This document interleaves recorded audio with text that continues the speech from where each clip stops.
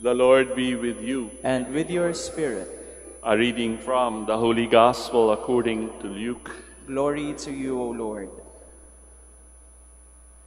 When the days were completed for their purification according to the law of Moses, the parents of Jesus took him up to Jerusalem to present him to the Lord, just as it is written in the law of the Lord. Every male that opens the womb shall be consecrated to the Lord, and to offer the sacrifice of a pair of turtle doves or 2 young pigeons, in accordance with the dictate in the law of the Lord. Now there was a man in Jerusalem whose name was Simeon. This man was righteous and devout, awaiting the consolation of Israel, and the Holy Spirit was upon him. It had been revealed to him by the Holy Spirit that he should not see death before he had seen the Christ of the Lord. He came in the Spirit into the temple, and when the parents brought in the child Jesus to perform the custom of the law in regard to him, he took him into his arms and blessed God, saying, Lord, now let your servant go in peace. Your word has been fulfilled. My own eyes have seen the salvation which you prepared in the sight of every people, a light to reveal you to the nations and the glory of your people Israel. The child's father and mother were amazed at what was said about him, and Simeon blessed them and said to Mary, his mother, Behold, this child is destined for the fall and rise of many in Israel, and to be a sign that will be contradicted. And you yourself a sword will pierce, so that the thoughts of many hearts may be revealed. Sisters and brothers, dear friends, the Gospel of the Lord. Praise to you, Lord Jesus Christ. Magandang umaga po sa inyong lahat. Pati rin po yung sumusubaybay sa atin online via live streaming all over the world. Kung ating mapapansin sa ating mundong ginagalawan, kadalasan nape-perceive o nakikita natin ang ating mundo sa pamamagitan ng ating senses. Ilan ba ang ating senses? 5, hindi po ba? Ating nakikita, vision, ang ating naririnig, ang ating napapakiramdaman by touch, ang ating natitikman, at ang ating naaamoy. Chances are, most of the time, ganyan talaga natin na-perceive ang mga nalalaman natin sa ating buhay, sa ating mundo. Sa umagang ito, nakita natin si Simeon, napakatanda na. Sacred tradition says that he was 207 years old when he had this encounter with the Lord. At isa pa dyan, sabi rin ng sacred tradition, Simeon was already blind.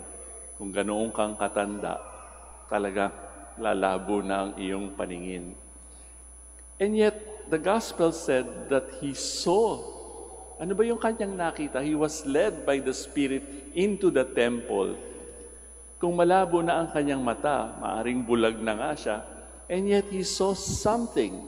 Nahawakan din niya yung sanggol. So that is physical sight. Pero sabi niya, he saw something else. Nakita niya ang tinatawag nating pagliligtas ng lumikha. Sa ating buhay, sabi ko nga sa inyo, kadalasan what we perceive are physical things around us. But the presentation in the temple did not happen only once to Joseph and Mary and Jesus and Simeon and the prophetess Anna.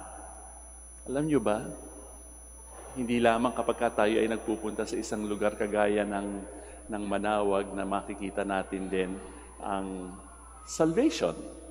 Sa ating karanasan, sa ating experience of prayer, maaring nagaganap din yung nakita ni Simeon sa kanyang buhay, sa kanyang pagtanggap doon sa batang manliligtas.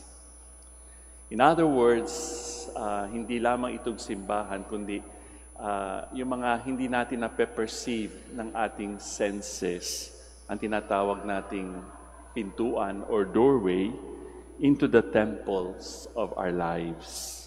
It is another way of being. It's another way of seeing. It is another way of knowing.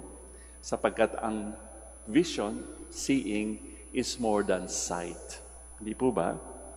Ano sabi ni Simeon? My eyes have seen your salvation. Kung bulag na siya, bakit sinabi niya, I have seen salvation? Ano bang importante yung nakikita ng ating mga mata?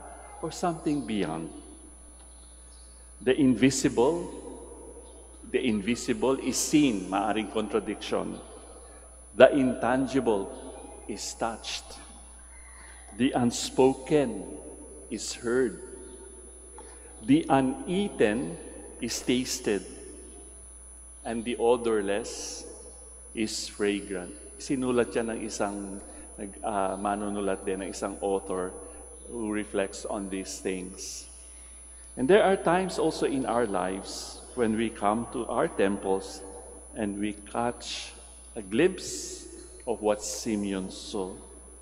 Halimbawa, nakapasa kayo sa board, hindi nyo inaakala, kagaya nung Bartop Natcher from UST.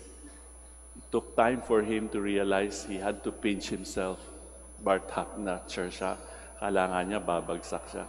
Diba, those are perhaps an example of moments na ayaw mong matapos. Di po ba?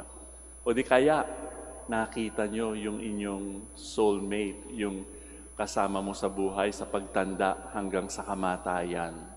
O di ba?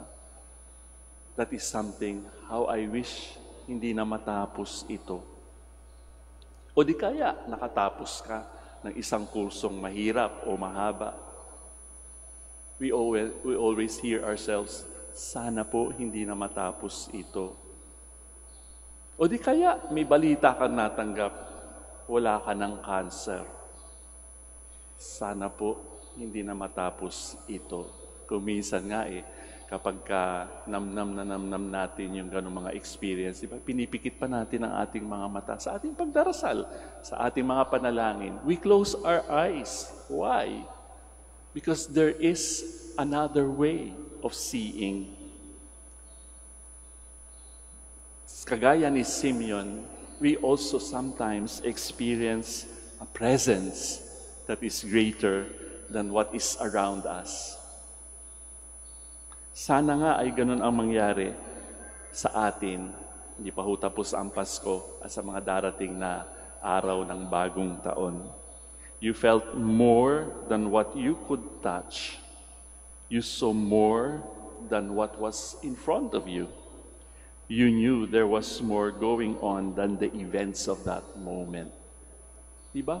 Parang ganun din po talaga mga experiences natin. Halimbawa, yung mga pumupunta dito sa Manawag, kapag ka nasagot yung inyong mga panalangin, hindi kayo magkandaugaga sa pagpapasalamat sa mahal na birin ng Manawag sa Panginoon. Di po ba? Ang problema, sabi, paano Father pag hindi pa nasasagot yung aking mga panalangin? Yun nga. Dapat doon ang kailangan ninyo yung another level of seeing. Maaring sabi mo, hindi yun ang natanggap ko Teka, wait a minute. Mas intense nga yun Bakit kaya? Maybe the Lord or the Spirit is also leading me to another temple where I have to see something more than what my eyes can see. And those are the moments when we see salvation. Kapag nakita natin yung salvation na yon, hindi lamang yung physical na sanggol, hindi lamang yung sanggol na nakikita natin sa bilen. Kapag nakita natin yung pagliligtas niya ginagawa sa atin araw-araw ng ating buhay, masasabi rin natin yung dinasal ni Simeon. I am now free to go in peace.